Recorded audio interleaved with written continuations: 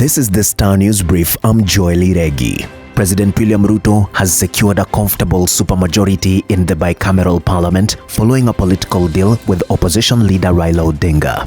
This agreement has handed the president a powerful tool against his detractors, including his own deputy, Rigathi Gachagua, with whom he's been at odds with for months now. The coalition includes 145 MPs from his own UDA party, 86 from Raila's ODM, as well as MPs from smaller parties like Jubilee, ANC, and Ford Kenya.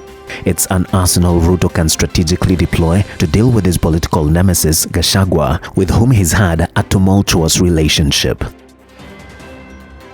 Get a copy of the Star e-paper for only 40 shillings by logging on to www.mgazzetti.com. From the harsh weather and dehumanizing squalor to depending on alms and scavenging for food in the trash bins, homelessness and street life is not for the faint-hearted. Such is Roger Zolo's life after his mother died in 2011, making him a street boy whose life depended on the mercies of nature and well-wishers. Olo's life turned for the worse in Nakuru City, his birthplace, and where he completed his high school and scored a mean grade of D. It is during this period that he fell in love with birds.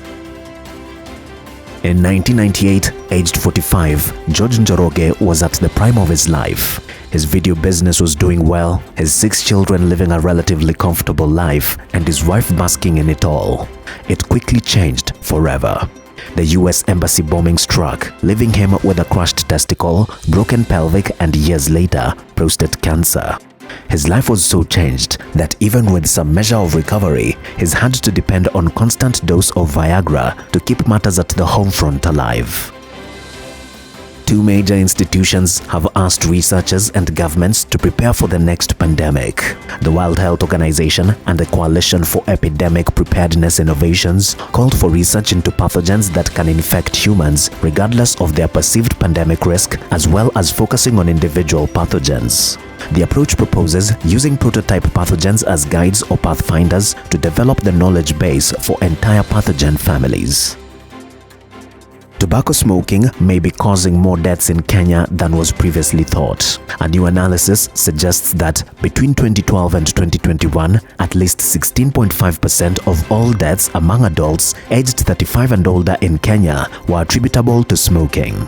This analysis, published late last month, underscores the severe impact of tobacco on public health. Past estimates, although not comprehensive, returned lower figures. Get a copy of the Star e-paper for only 40 shillings by logging on to www.mgazzetti.com.